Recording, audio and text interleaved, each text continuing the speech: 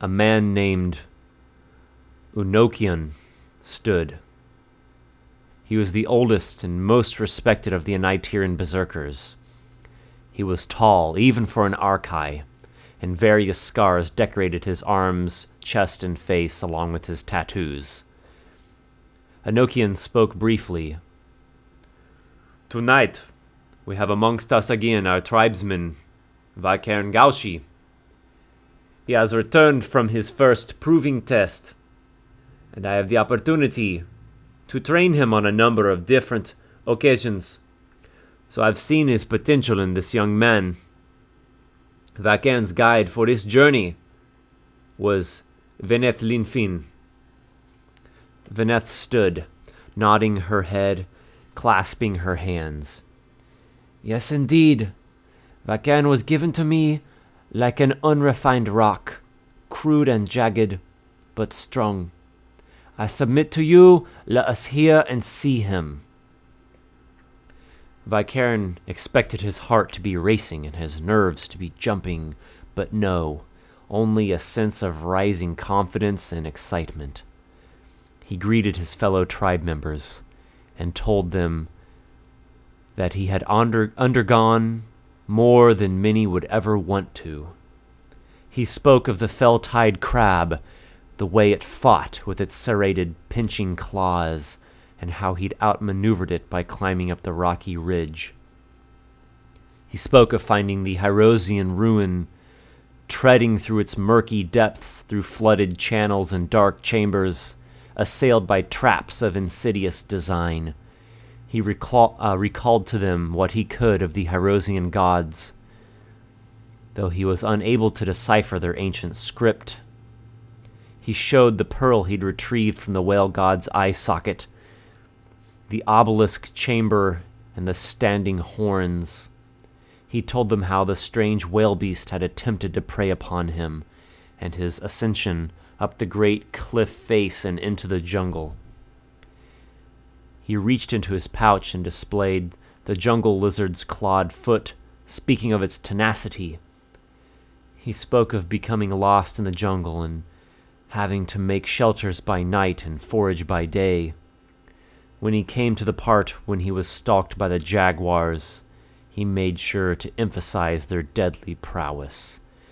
He pulled a burning stick from the fire and showed the scar upon his right arm that the jaguars had left.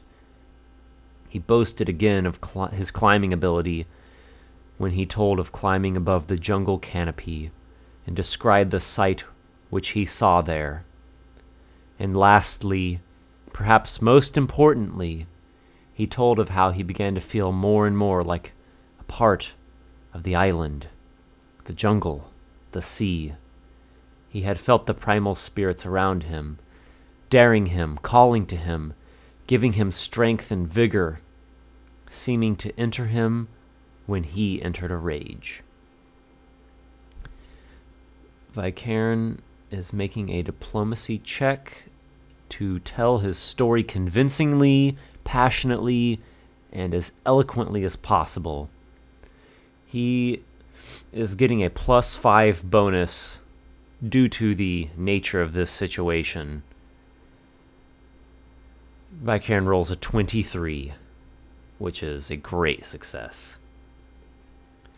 Vai'cairn had not rehearsed these words, but they seemed to flow out of him like a waterfall, strong and swift, yet cohesive and affecting.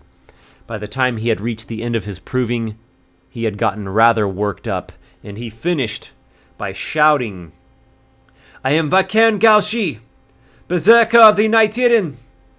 From this night on, I shall be recognized as a man. Let any who challenge me step forward." Vai'cairn looked around. He had expected at least one of the tribe's formidable adults to challenge him, but none did. His proving had spoken deeply to the crowd gathered, and all seemed to understand what he had gone through. He could see Veneth grinning. She and the other Mashang spoke amongst themselves for a mere few seconds. They all seemed to nod in agreement, and then Veneth spoke again. "The island spirits are with you, Vai'cairn Gaushi. and you with them. They are evoked when you enter the primal trance, the rage. You are a berserker, and you are a man, and the Vai'cairn is greater because of this. Tonight, we honor you." Cheers and loud voices erupted through the crowd. Men and women gave Vai'cairn firm pats and slaps on his back and shoulders, and he felt elated.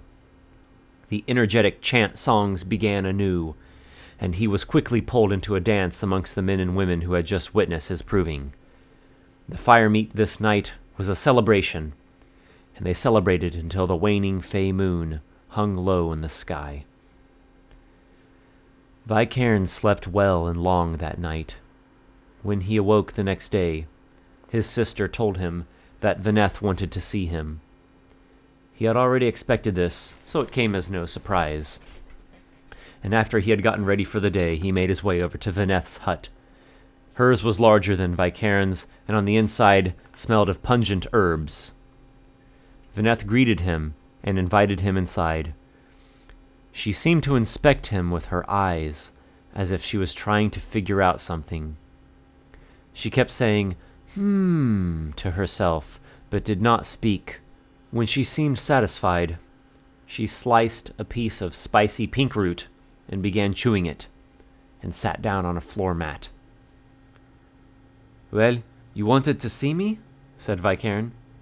"No, you wanted to see me," she replied. Vai'cairn grumbled and furrowed his eyebrows. "Well," Vyneth amended, "you will want to see me." "I suppose I do. Though I feel I have learned much from my journey, there still are unanswered questions." "Then it is up to you to answer them." Vai'cairn again gave a somewhat frustrated look. "Why can't you just talk like a normal person?" Vyneth just laughed. Luckily for Vai'cairn, she didn't usually take such comments as disrespect. She looked him in the eyes and said, "The Hyrosian ruins you found, they were like stepping into a different place and time, were they not?" "I would say so."